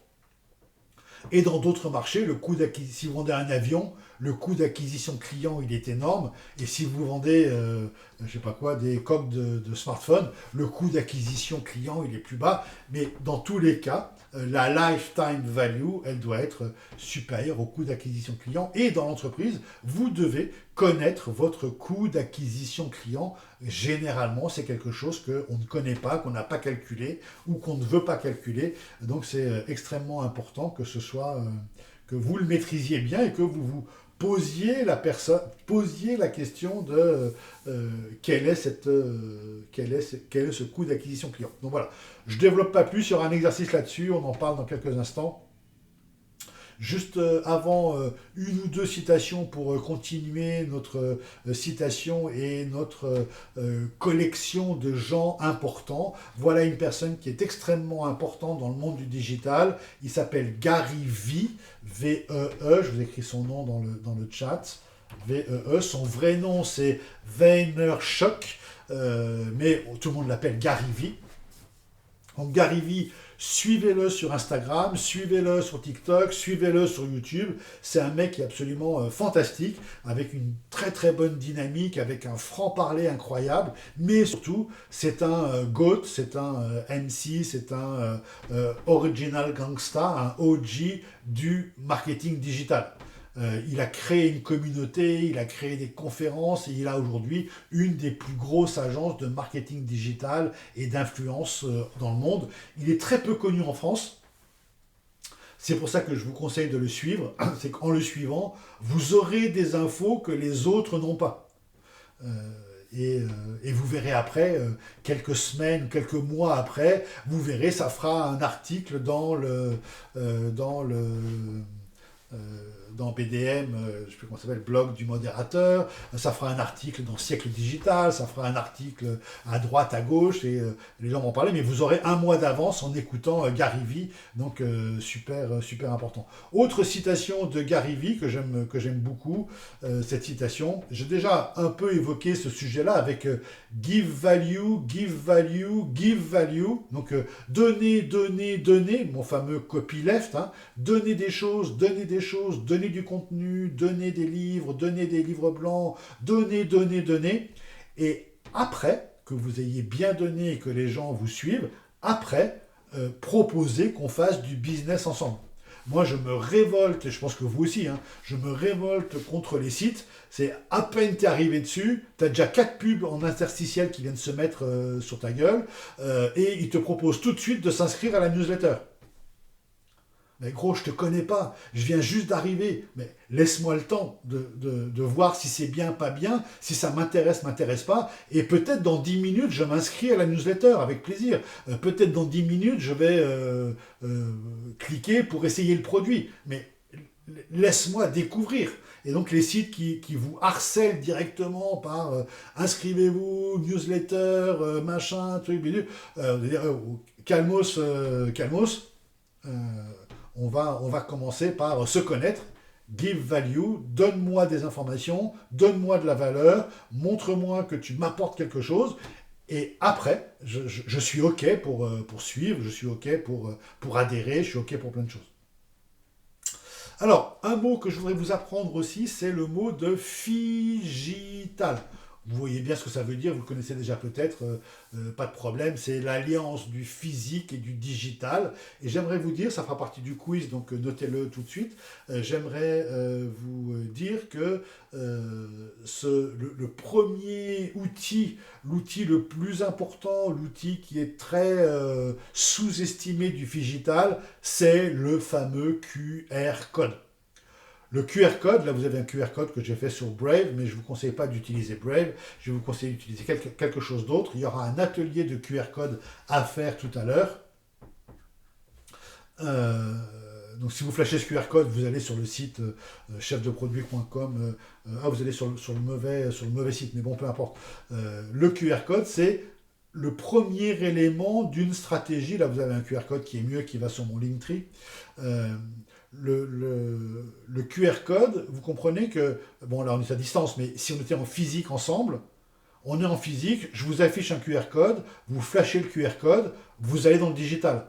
Vous passez devant une boutique qui va ouvrir dans 15 jours, il y a un QR code, vous flashez le QR code, et la boutique vous montre ce qu'elle va vendre, vous montre à quelle heure elle sera ouverte, quand elle sera ouverte, à quoi ça ressemblera, avec une visite virtuelle, et elle vous montre ça via le QR code. Donc on était en physique devant une boutique en travaux, on flash le QR code et bing, on passe en digital. Donc on est typiquement dans un outil qui est figital. Il n'y a pas que cet outil qui est figital, il y en a plein d'autres. Mais celui-là, c'est le premier élément d'un outil figital. Vous êtes dans un magasin, vous voulez acheter un produit, il n'y a plus le produit, ou il y a le produit, mais il y a un QR code avec le produit, vous flashez le QR code et on vous explique à quoi sert le produit, comment bien l'optimiser, comment s'en servir. Et du coup, vous avez des informations. Vous étiez en physique devant le produit, et bing, par un flash, vous passez en digital. Donc c'est vraiment du figital, donc retenez ça, ça fera partie du quiz. Le premier élément d'une expérience figitale ou d'une stratégie figitale, c'est le QR code qui nous permet d'aller nous figitaliser avec un QR code que je vous montre pour passer chez nos amis de LinkedIn, mais vous avez déjà le lien dans le chat, je ne vous en dis pas plus. Donc, petit récap, on en est où? On a quasiment fini le New Marketing et je vous propose de rentrer en workshop. Et juste avant, on va faire le quiz. Comme ça, on sera débarrassé de ce quiz et peut-être que pendant le workshop, j'arriverai à corriger le quiz. Comme ça, vous aurez vos notes immédiates sur le quiz. Donc, je vous présente le workshop que l'on va faire ensemble. Juste avant, à chaque fin de cours, j'essaye de vous montrer où on en est par une espèce de slide qui récapitule toutes les slides qu'on a vues. Normalement, vous ne devez pas découvrir cette slide avec des gros yeux ronds. Vous devez comprendre un petit peu ce que c'est que cette slide. On a parlé du full stack, je viens de vous parler de Gary Vaynerchuk, je vous ai parlé de Digital Mindset, on a fait du copyleft, Software is eating the world, on a fait du QR code Linktree, on a fait de l'économie numérique, on a fait du UX entraîne le user engagement. En gros, le UX est en haut à droite, le lifetime value supérieur au CAC. Donc voilà, résumé en une seule slide. Cette présentation de slide s'appelle Bento, comme les gens qui font des repas avec des petites boîtes bento, la boîte de l'entrée, la boîte du dessert. Et donc cette ce mode de présentation s'appelle Bento, et donc grâce à l'IA, vous prenez un texte et tu dis « Fais-moi une présentation Bento » et il vous sort un truc qui ressemble à ça. Un peu à la Apple, je ne sais pas si vous regardez les keynote Apple, mais un peu à la Apple qui, à chaque fin de produit, vous récapitule les propriétés du produit sur une slide de ce type-là, qu'on appelle Bento. Je vous l'écris si vous avez un doute sur l'écriture de Bento. Voilà. Présentation sous forme de Bento, c'est des petites cases comme ça qui sont là. Donc, j'espère que quand vous voyez cette image, vous n'êtes pas choqué et que vous avez bien capté de quoi il s'agissait. Mais plus important encore,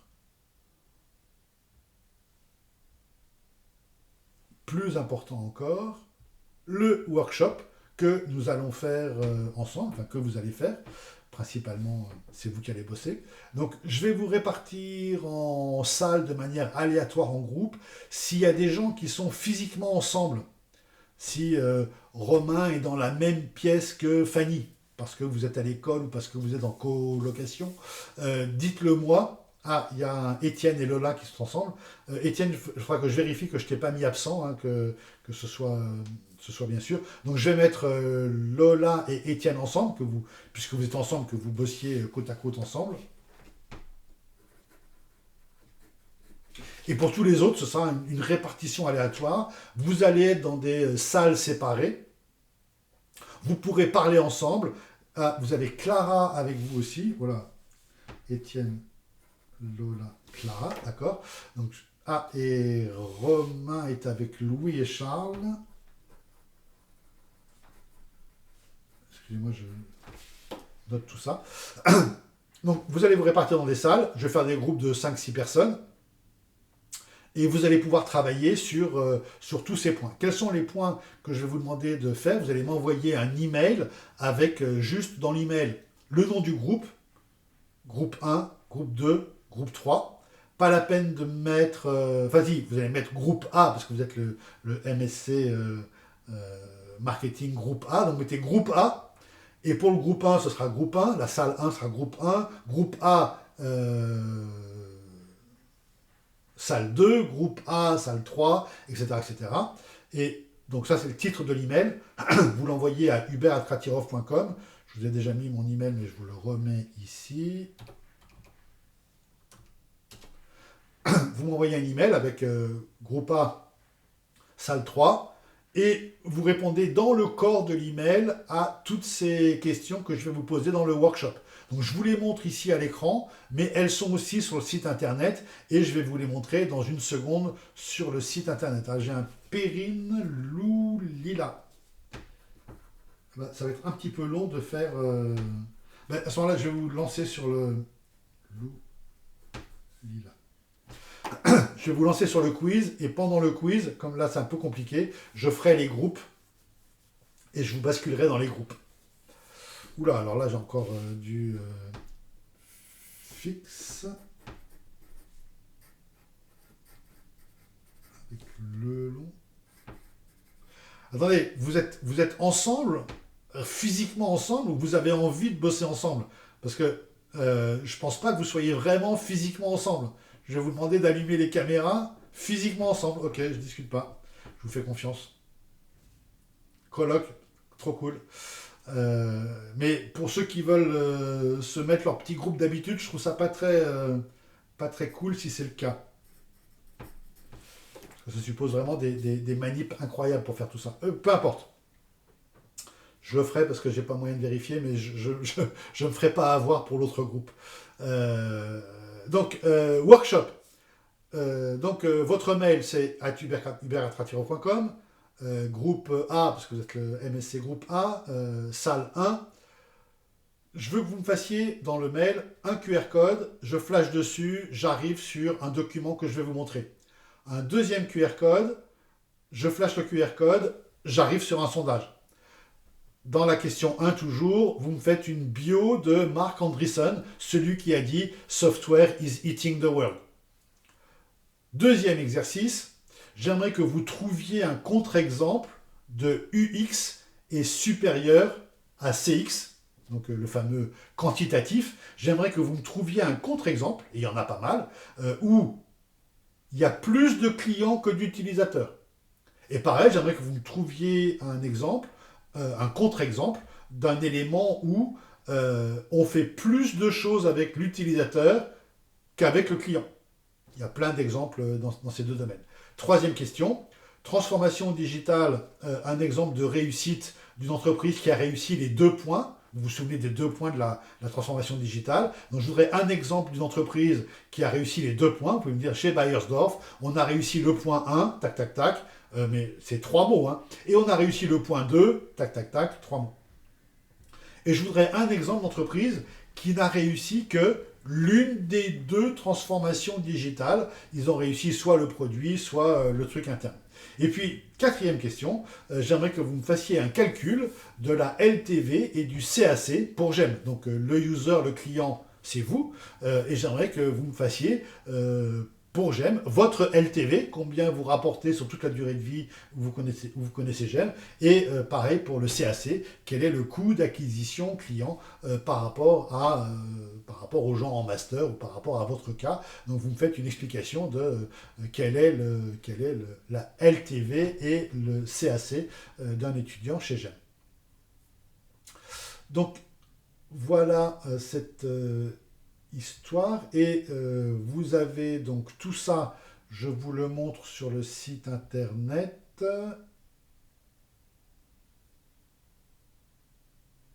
Donc si vous cliquez ici sur les workshops, vous avez la liste de tout ce qu'il faut faire. Si vous allez tout en haut ici sur les workshops, pardon, hop, c'est le 1, 2, 3, 4, voilà, 1, 2, 3 et 4. Donc les QR codes et la bio d'Andreessen, UXCX, transformation digitale et la CAC supérieure à lifetime value.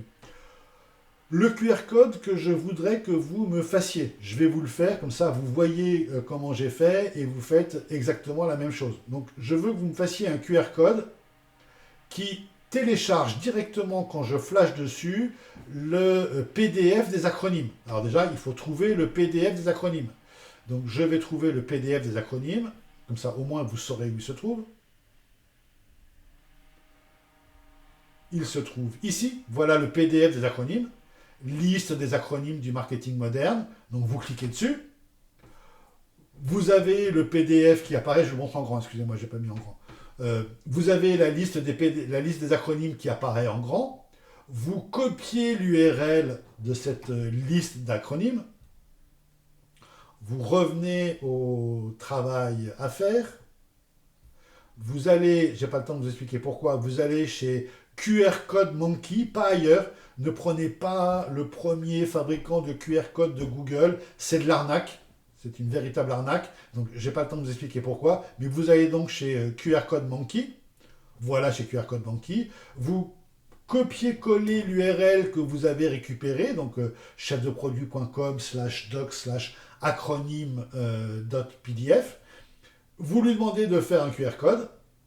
Vous downloadez ce QR code, vous me le mettez dans l'email, et normalement, si quelqu'un d'entre vous veut tester de flasher ce QR code, si vous flashez ce QR code, vous avez le PDF, vous me dites oui vous me dites oui dans le chat, vous flashez ce QR code, vous avez directement le PDF qui s'inscrit sur votre mobile. Donc ça, c'est le premier PDF que vous faites. Merci Amal, merci Amélie, merci Fanny, merci Perrine. Donc je veux que vous me fassiez ça, que vous sachiez faire un QR code, c'est super important dans ce monde digital. Et de la même manière que vous avez fait ce QR code, vous allez pouvoir me faire un autre QR code. Donc je ferme cette fenêtre, Vous allez me faire un autre QR code, donc dans le mail toujours, pour un sondage. Vous faites le sondage que vous voulez, vous me demandez quelle est ma couleur favorite, quel est mon rappeur favori, est-ce que je suis heureux ou pas aujourd'hui, quelle est ma météo mentale du jour, enfin, posez une question, quel est mon prénom, je répondrai Hubert, aucun souci. Et donc je veux un QR code qui m'envoie directement sur un sondage avec une seule question. sans me demander mon email, sans rien me demander. Donc, je veux juste une seule question. Donc, vous me faites un QR code, je flash le QR code, vous le testez entre vous d'abord, je flash le QR code, et une fois que j'ai flashé le QR code, bing, j'arrive sur la question, je réponds à la question, et vous me direz une prochaine fois ce que j'ai répondu dans cette question. Ok?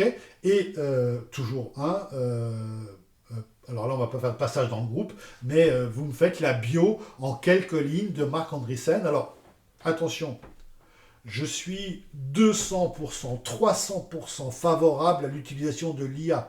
Bien sûr, ou Wikipédia, bien sûr, la bio de Marc Andreessen, vous n'allez pas la trouver dans un livre. Vous allez demander à l'IA, vous allez demander à Wikipédia, vous allez demander sur Internet, vous allez me faire un copier-coller.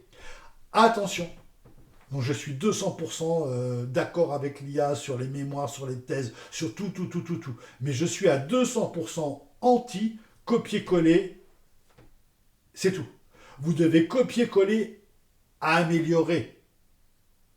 D'accord? Je reconnais très bien, parce que je l'utilise tous les jours, je reconnais très bien les tournures de phrases de l'IA. L'IA va vous dire, si vous demandez la bio de Marc Andreessen, à la fin, ça va être blablabla, blablabla. Et c'est ainsi que l'on peut déclarer que Marc Andreessen est un personnage important du monde digital et on peut appeler ça un rôle modèle. Jamais vous auriez fait cette phrase tout seul. Jamais vous vous exprimez comme ça. C'est que l'IA qui s'exprime comme ça. Donc je reconnais les phrases de l'IA et quand j'en vois une, je barre. Je ne veux pas lire le commentaire de l'IA. En fait, ce que je veux, c'est que vous utilisiez l'IA et que vous me modifiez la réponse de l'IA pour la transformer en quelque chose que vous auriez pu écrire vous-même. Et c'est pas la peine de me faire un prompt avec écrit comme si tu étais un étudiant patati patata. Au bout du compte, il y a toujours le petit mot. Évidemment, Marc Andreessen est le patati patata, le évidemment, vous l'auriez jamais utilisé. Donc, copier-coller de l'IA, ça me va très très bien, mais vous devez absolument modifier, c'est hyper important.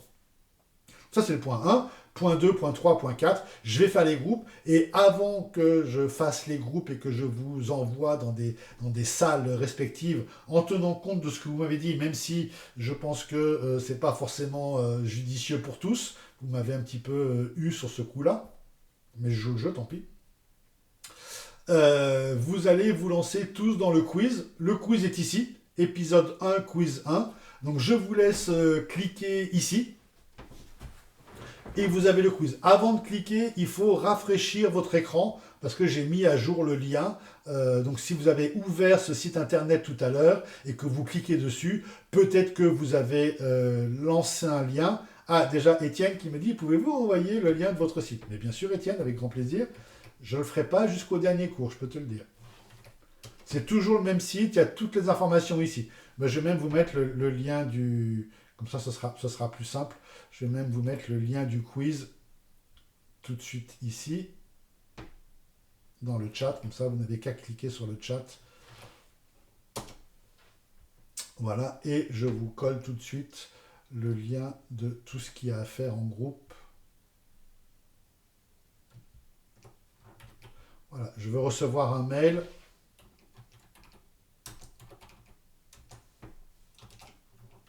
Avec la réponse à toutes ces questions. Donc groupe, vous êtes tous groupe A. Salle 1, 2, 3, 4, 5, 6. Je ne sais pas comment il va y en avoir. Et vous répondez à toutes ces questions pour le workshop. Je vous laisse faire le quiz tranquille. Je coupe mon micro. Je réponds à vos questions s'il y a des choses qui ne sont pas claires. Et donc je vous laisse tranquille et je fais les groupes avec vos directives.